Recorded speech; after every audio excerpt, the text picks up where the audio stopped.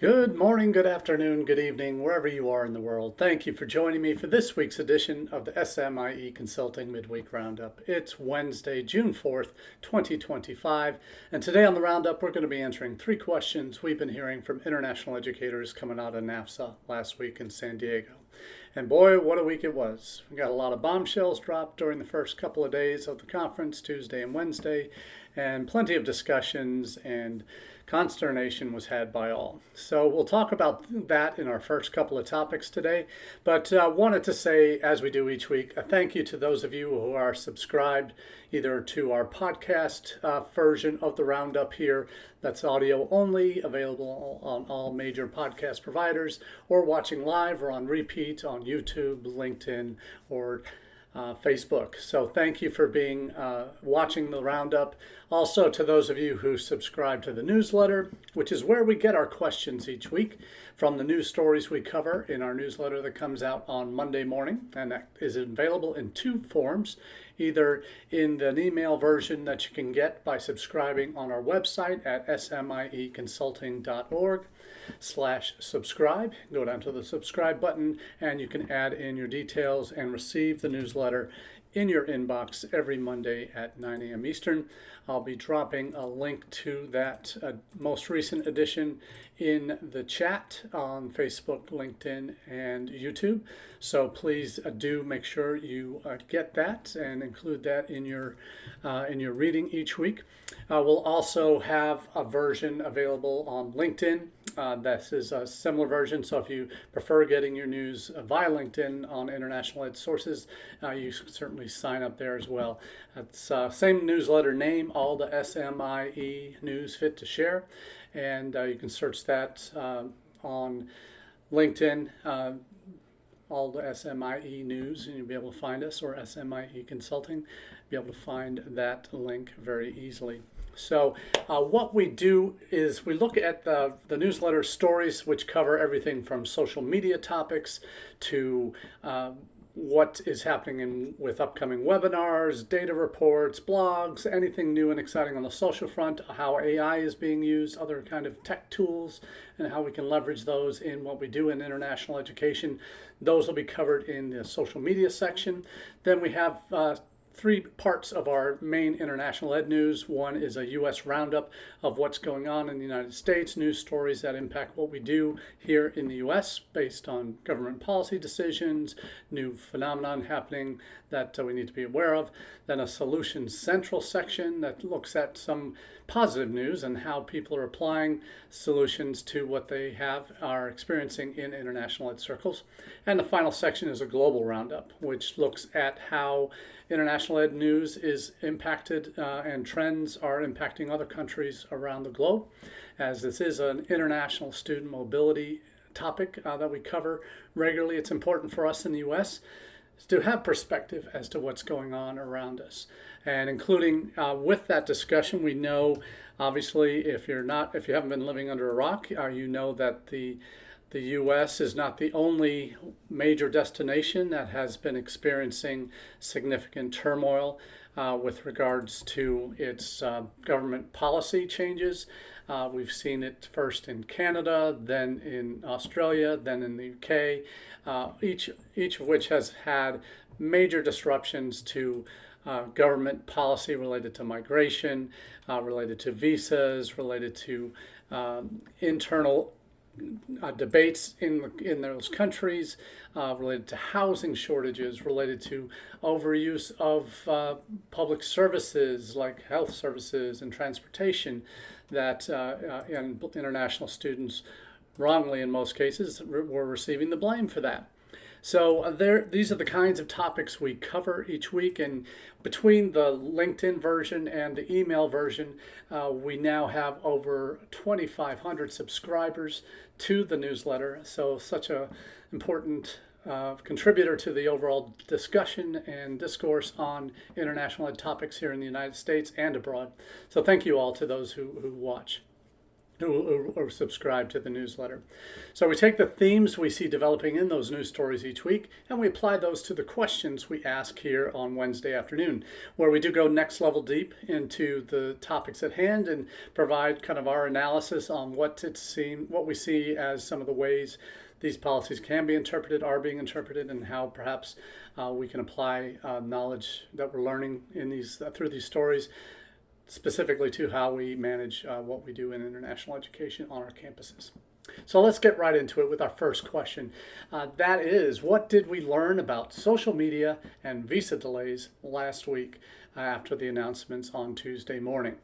Well, if you weren't living under a rock, and certainly even attending NAFSA, and even if you weren't, and just paying attention to what's going on in the news and fielding emails from your students who are maybe applying for visas shortly, there was widespread panic, and this is the modus operandi of the Trump administration when it comes to things international as well as domestic chaos that they like to cause.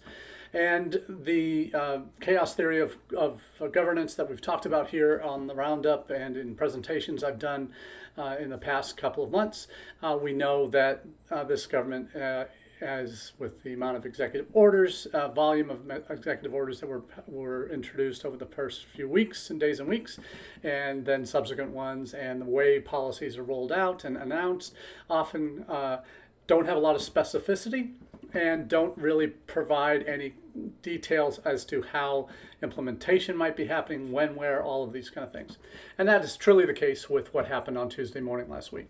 So for those not in the know, on Tuesday morning, or maybe it was early afternoon by the time we all got the news, there was an announcement from the State Department that there would be a pause on new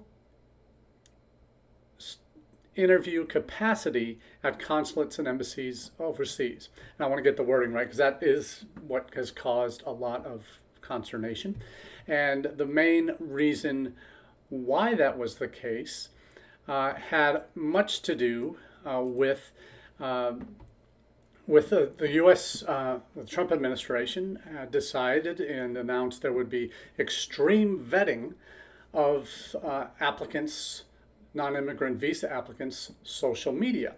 And what that actually meant caused a lot of folks, and perspective is a very important piece here, a lot of folks in the United States that are in the international education profession today, particularly those that were attending the conference, when we had the opening plenary, they did a survey of who was in the room, and probably half the hands that went up seemed to be first-timers at the National NAFSA conference. Doesn't necessarily mean they're first-timers to the profession or new to the profession, but the likelihood is there's a correlation between the two. Because we know what happened during the pandemic. We saw a huge migration, vacation, departure of talent from our profession, where we saw senior leaders in the field basically be cut off or removed or retired or went to the dark side, did a number of different things. And we lost a lot of talent in the profession during the pandemic. And institutionally, those senior leaders were replaced with lower level or even entry level positions.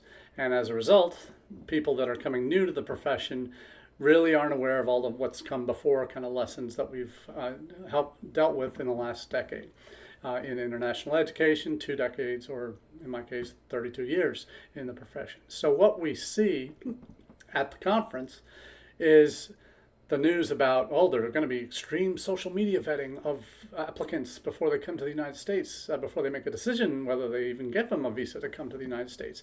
So that was the reason for the delays, or the pause in new interview capacity at consulates and embassies.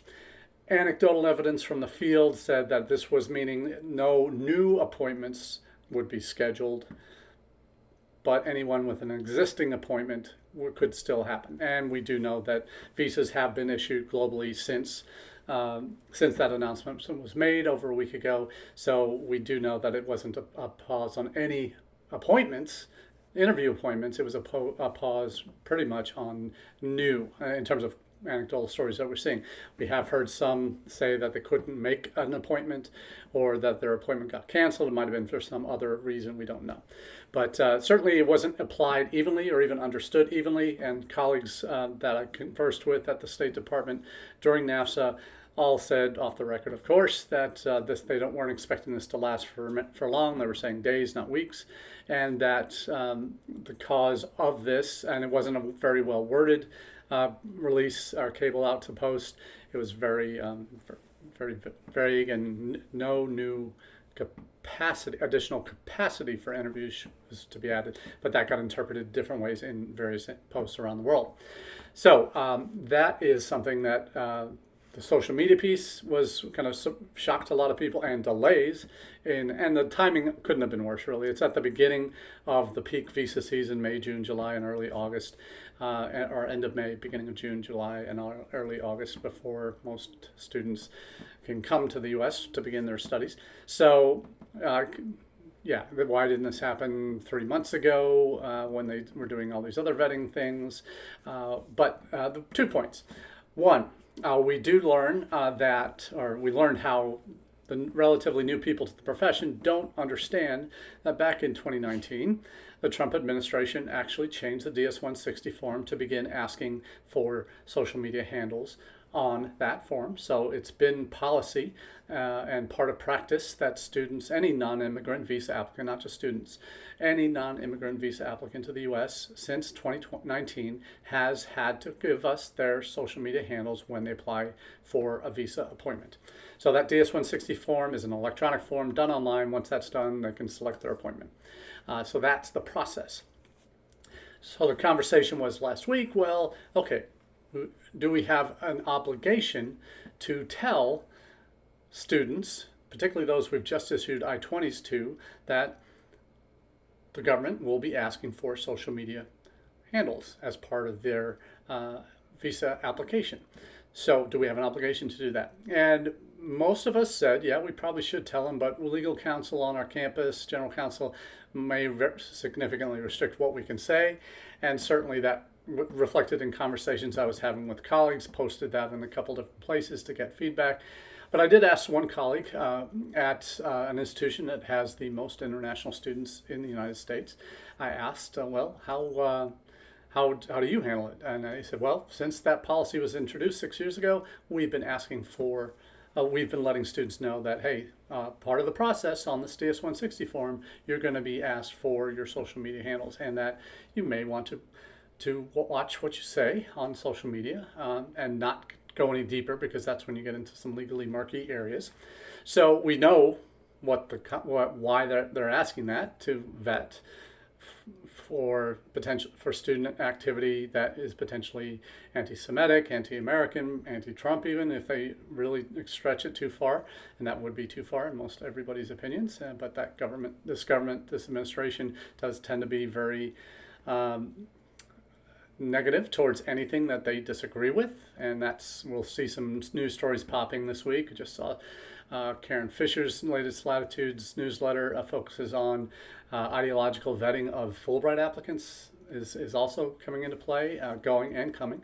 So we'll see some of this repeated, this kind of unilateral limiting of thought. That's certainly one of the things that freedom of speech for immigrants and students has been challenged with some of the rulings that the government has put in place.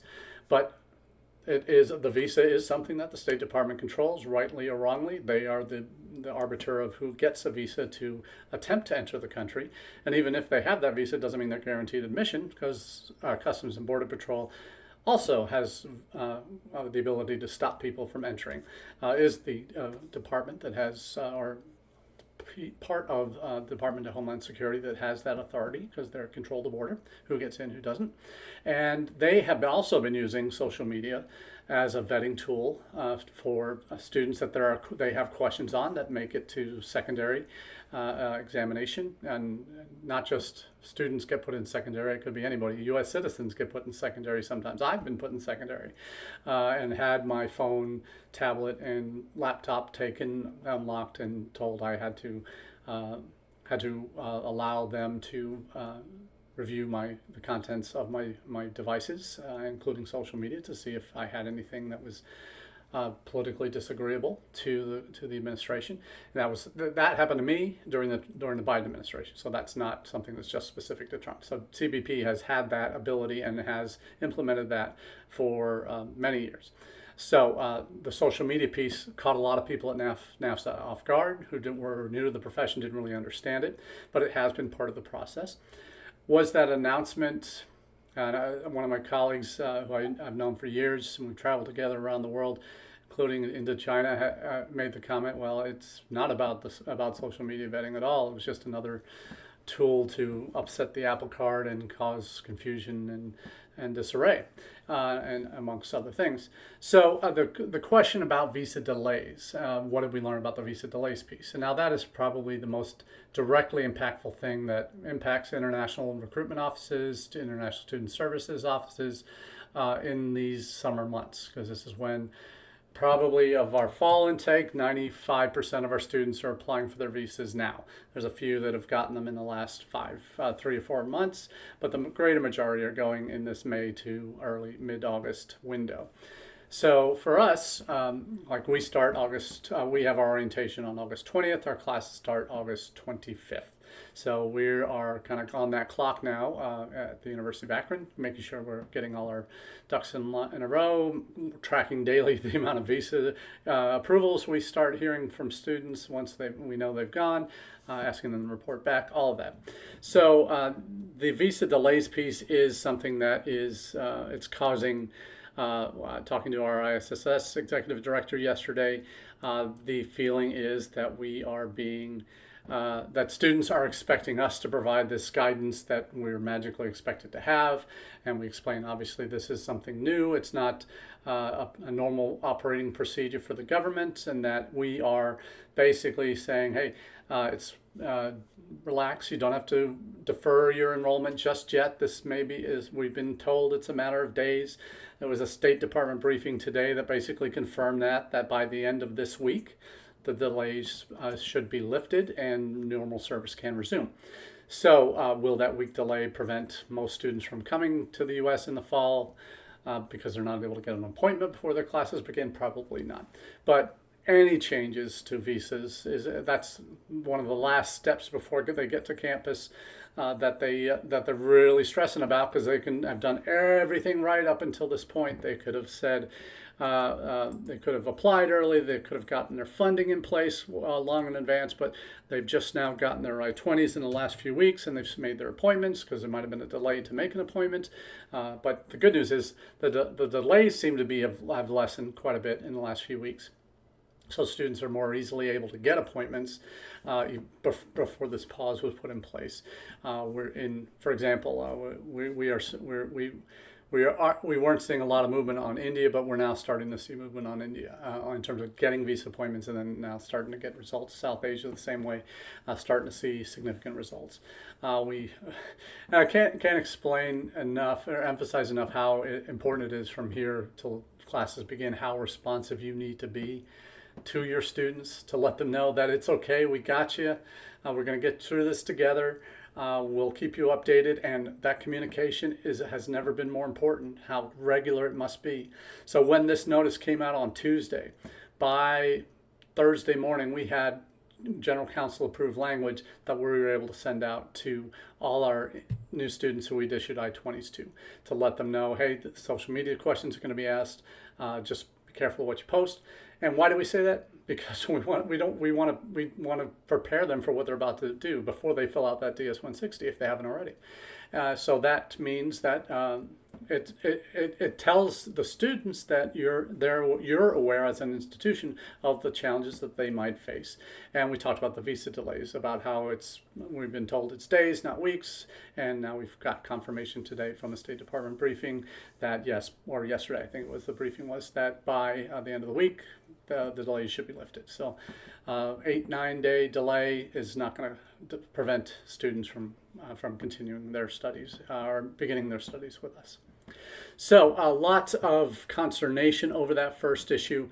Certainly we saw that there were statements made not only about the social media of visa applicants, there were news stories, and our international education's least favorite news channel, Fox News, had a story that shared Trump's State Department announces new student visa vetting will be ongoing process, not a one-time check. So obviously, once students are in the United States, that was one of the tools that was supposedly used in the trying to find any students that were posting stuff that was significantly anti-Israel or pro-Hamas, or in that respect, after Inauguration Day, that was a big initiative that the Trump made clear and had spent a lot of time emphasizing. They were going to be using social media, so even that's not a big surprise that this is a news story. But we know that social media is something that national security folks pay particular attention to, because that when we see it in the U.S. for American citizens and permanent residents, those who believe in the values of the United States, that freedom of speech is right up there as one of the most important pieces of who we are as a nation, and that freedom to say what you want is something we truly value. We know there are limits on that, and that's what if a government was checking social media, whether they say it or not, we know they're saying it now, that they are, that it wouldn't be seen as, well, you're just saying something we disagree with, as opposed to something that is pro-terrorist, pro-Hamas, that may be promoting violence of any kind, which is illegal. So that is something that there are legitimate restrictions on free speech. It isn't universal and without restriction. So we do know that that's ongoing.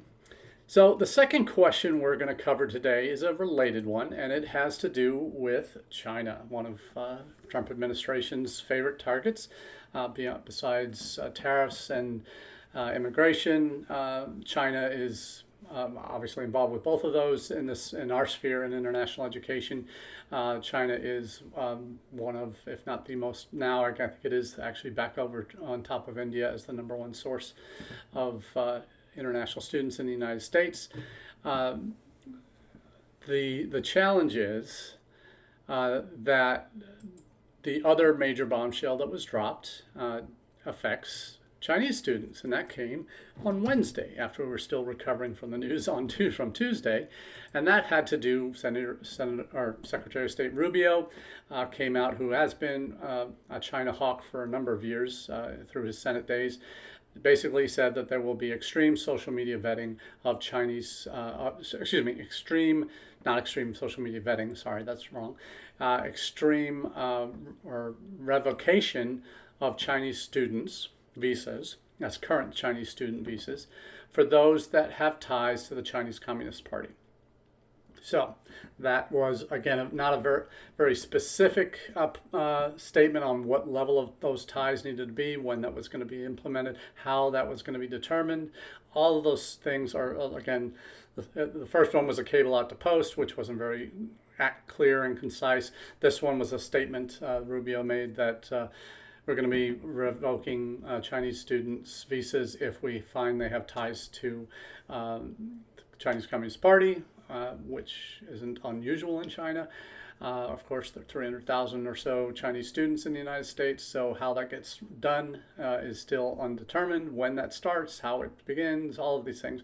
And also the piece of how those that are studying in sensitive areas, as was a China initiative back in the first Trump administration that led to student visas, particularly those applying for STEM-related or national security-related issues. Those were coming from institutions that are part of China's civil-military fusion strategy, which, again, ties into the CCP stuff, all of that. So that was from Trump 1. Now the Trump 2 version is maybe a little bit broader perspective on that, but still casting a fairly wide net over 300,000 students.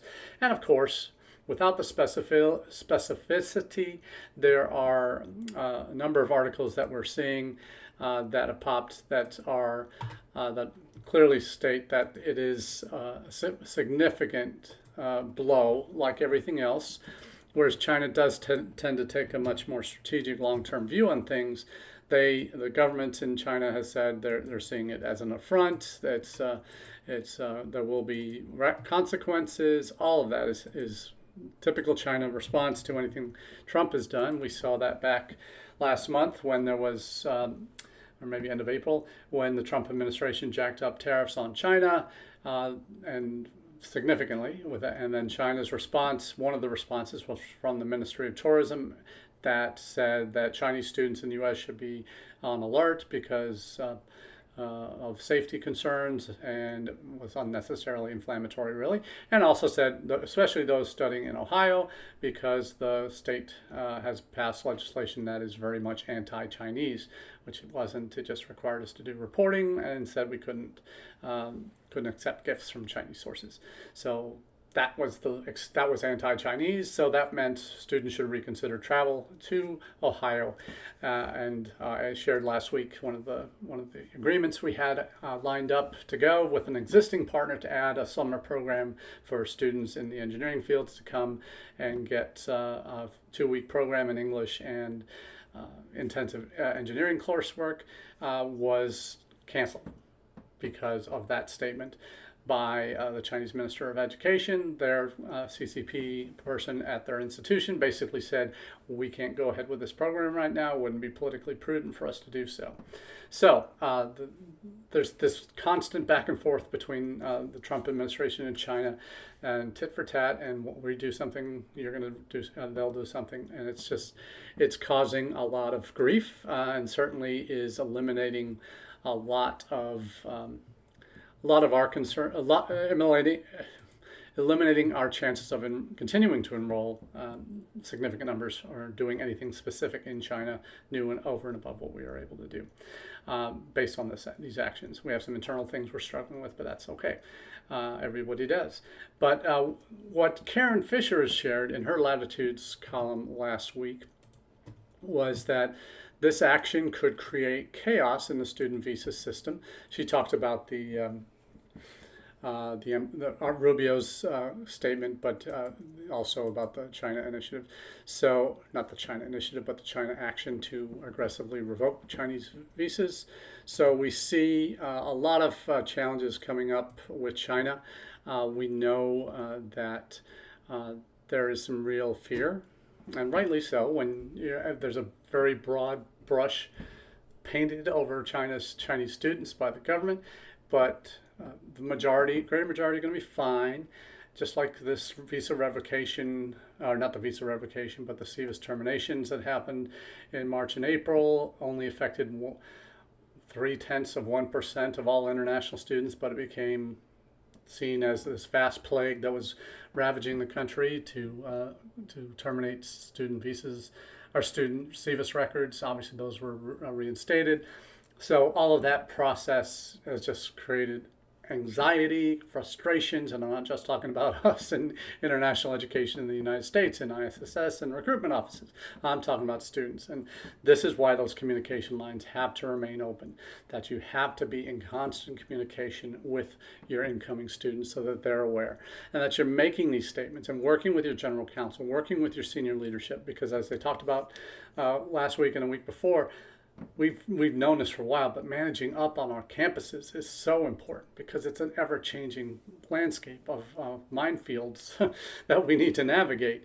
And having senior leadership at your campus on board with what's happening is so important, because if they're not aware of the challenges that you're facing now, then when enrollment comes, or when orientation comes in the fall and numbers are down, if they don't see it coming and be at least prepared and say, hey, it wasn't our fault as an institution. We were keeping not only leadership informed, but keeping our students informed, current and future students. We're keeping them informed about what's going on. If and when we're doing that, and we're making sure our leadership knows, the questions we get asked won't be as significant, or why did this happen? When you can say, well, I told you here, and here about all these various issues that are going to impact our fall class, our ability to enroll a fall class, and are out of our control. We're keeping our students informed regularly, weekly, on what's going on. So this is something that is an extra burden on us as institutions, but hey, we have to do that. We're here for these students, the ones we have on our campuses now and the ones we want to bring. And unless we can convince them that we're doing a good job and keeping them updated, even though we know, they know we don't necessarily agree with everything that our government is doing, we're at least keeping them informed on how government policy changes impact them, because they don't have the perspective to know the difference really in terms of what are going to be the most important issues here at play. So what motivates Marco Rubio in China? Again, he's always been an anti-China hawk, and has now, in his role as Secretary of State, is able to put in greater review and restrictions on students that from a country that he sees as a threat through espionage, through technology transfer, through various other sundry factors. Whether it's China's connection to research of sensitive areas, to stealing of technology, to subterfuge, political or otherwise. There's all sorts of things that there's legitimate concerns with, but how far we go in terms of the broad brush that we paint all students with, all students from China is something we really need to be aware of and make sure that our leadership on campus is aware of what's going on. So we're going to finish quickly with a last topic of interest that obviously with China we know that how our public universities and even top privates like Harvard, NYU, Columbia that have massive amounts of Chinese students are going to be directly impacted. We have a lot on our plates as international educators, but a country that shifting gears completely to what we normally talk about, want to talk about Japan. And we've mentioned some of these former Asian tiger powerhouse economies as they grew over the last 3 decades, have evolved and become mature Western markets in terms of their technology, in terms of their population, in terms of a variety of other factors. But Japan in particular has very much, we've seen this also in Korea, Taiwan, some other countries, they have very much aligned national strategic priorities, in particularly with their economy and employment and fields that they see developing, that they perhaps don't have the domestic population. That's one of the challenges in Western nations. We see this across Europe. We see this in East Asia. We certainly see this in the United States. As an aging population grows, there are less people coming in. We have a domestic enrollment cliff we're about to go off after this fall, where there's not enough people going into the fields we need them to go into to become the workers of tomorrow in the fields that we need them to study.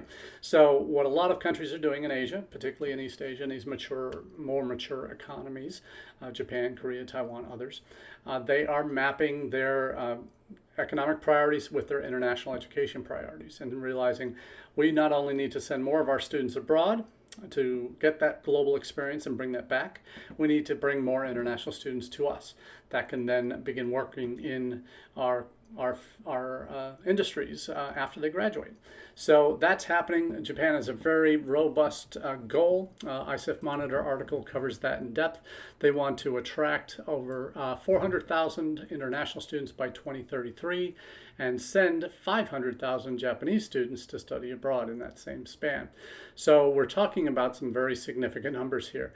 Obviously not our numbers to send 500,000 Japanese. That's not all at once. That's over a period of over 8 years, I guess, 7, 8 years. So we're seeing Japan make some significant strides to becoming an international ed hub and resource that make it a more competitive growth market and for students from around Asia and beyond. So interesting to see how Japan develops their potential there through these different programs, but we'll keep you posted as we do on all things international here on the Roundup.